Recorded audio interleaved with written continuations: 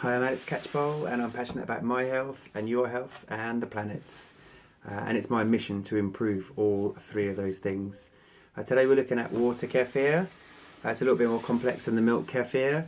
So I'm going to go through it. I've been doing it for about 7 years, and so I've kind of simplified it. So I don't want to oversimplify things. I don't want to oversimplify things. People need measurements and what have you to get started. But I do encourage you to then throw that out the window and kind of be more intuitive and go with taste and flavour and smell and such like. So we've got quite an old second ferment, not much bubble and fizz to it. I've just opened it on my previous milk kefir video, so it's not so fizzy, but you can see there's the sediment at the bottom. That's turmeric and ginger, and there's some berries on the top, goji berries and a few raisins in there.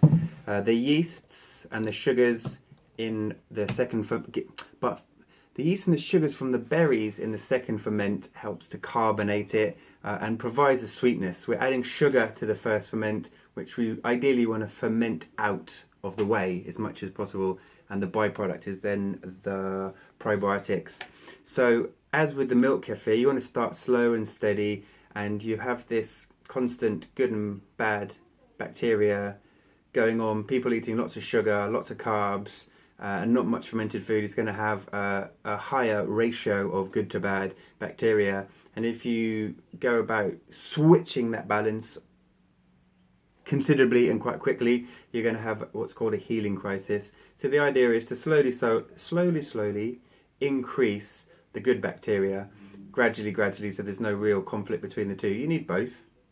They're called good and bad, but you don't want to get rid of the bad. You know, they all have their place in the microbiome, but switching that balance to the good is more, it supersedes the bad, and you're going to start craving more healthy foods. When the bad bacteria is here, they just want sugars, and they're going to be feeding on the sugars that you eat, and they're going to be influencing your dietary choices to make sugary choices. Whereas as soon as you tip that balance, they end up giving up sugar, which is the biggest influencer on you giving up sugar. So you want to start slow and steady. So this is a small starter water kefir jar, and there's a couple of spoonfuls of grains. So that's the ratio to give you, a couple. So you do equal sugar to grains. When you get to culturing larger amounts like me, and you've got a big pot of grains, I've probably got like 15 to 20 generous spoonfuls of grains culturing at the minute. I wouldn't add 15 to 20 spoonfuls of sugar. So this is where your nous has to start playing a role. You want it to be quite sugary, but then you don't need to use equal amounts of sugar to grains. But when it's a small amount, I've got 2 tablespoons of grains in there. I'm going to use about 2 teaspoons of sugar, and I've pre-made a sugar solution. So I've used caster sugar, organic, and diluted it.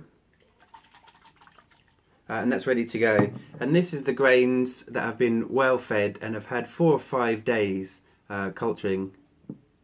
And it's really important to get the second ferment down. So the way to explain this is the drinking beverage. We're ideally going to ferment the sugars out of that before we drink it, but it's got the flavours. You can use whatever flavours you like. Today we're going to use turmeric and ginger and goji berries because that's my preferred choice. So we've got a pre-made second ferment jar. This is going to get complicated, but you can rewind it and start again and you'll see the simplicity behind it. So we've got the grains. We're going to keep these fed, and we're going to decant 2/3 of this kefir, which is already now fermented, into the second ferment. You can add honey or a lesser evil sugar than a cane sugar to here. I don't. I use the sweetness of the goji berries, and that's ample for me. But this concoction here, where the grains are doing all the hobbly bobbly, eating the sugars and creating the probiotics, you want to give that long enough so it's just off sweet, or a little bit, but not too much. But I have opened it earlier today, so you can. It's carbonating, it's creating that carbon dioxide, and it's also creating slight alcohols, which is part of the fermentation process, but primarily creating the healthy probiotics. I wouldn't neck that straight away. You can culture it for long enough in just a one fermentation process. You won't get rid of all the sugars. It will be sweet and not so carbonated. So I definitely recommend doing what I call the second ferment with your flavours. You can use flavoured tea, but I do like using root ginger. You can use fresh ginger and fresh turmeric, and that interaction with the probiotics is going to cause a carbonation, which I find necessary and very delicious. Flat water kefir for me is a misnomer.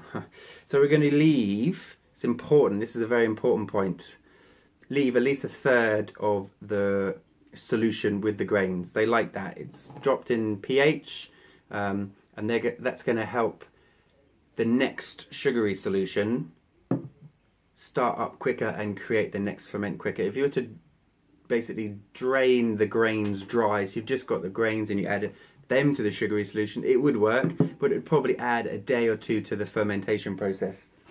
Whereas we're going to just take 2/3 and leave that there.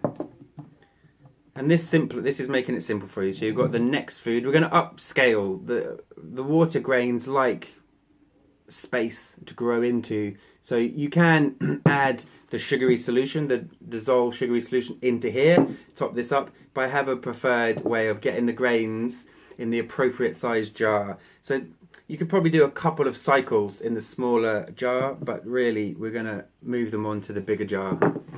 So this is still warm, it's cooled a little bit from dissolving the sugar, and the grains go in there. Some of the grains are going to remain, so I'm just going to rinse this out. And that goes back to ferment for another 4 or 5 days. In this climate, it's winter, so it's going to take a little while.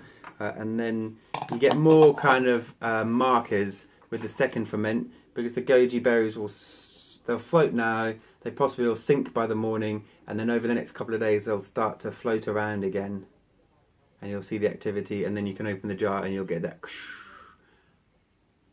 off-gassing, and you'll know that there's some activity going on. 3 or 4 days, that'll be ready to drink. 3 or 4 days, that'll be ready to then decant into the second ferment process. And you then have this cyclic nature, so you've always got the grains in a sugar solution, off, set to one side, you know, ambient temperature, what does that mean? 18 to 23 degrees, so that in this time of year that's probably a warm spot in your kitchen. You could even do it in an airing cupboard. You don't want to get it too warm. They'll like the airing cupboard as long as the airing cupboard's not in excess of 26 degrees. 4 or 5 days, and then move on to the second ferment. So you have this rotation, so you're doing the grains, sugar and water,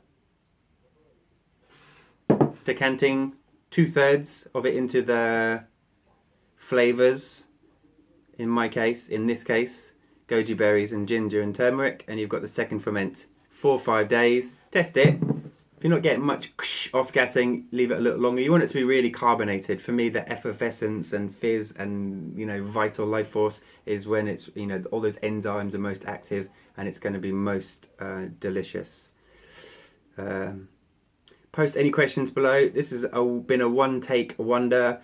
When I brush up on my editing skills, I'll cut and paste and make it much more visual. But for now, I'm just kind of practicing my skill of being in front of the camera and just trying to get this information out there to people. People ask me this all the time, and I've watched lots of videos about weighing and measuring and using this.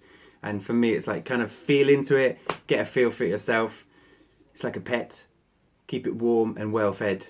And make sure you do the second ferment. That part's not like a pet. Do the second ferment to add in the flavours and the fizz. Cool. Like, link, subscribe and share. And we'll see you on the other side. Any questions, make sure you post below. And I suppose it works well doing such a shabalicious setup, because it can only get better. Watch this space, and hopefully we will improve with time, information will increase, and your interest in this channel will get gradually bigger and better and booming. Like I said, love you lots. See you on the other side. Bye, bye, bye, bye, bye, bye, bye.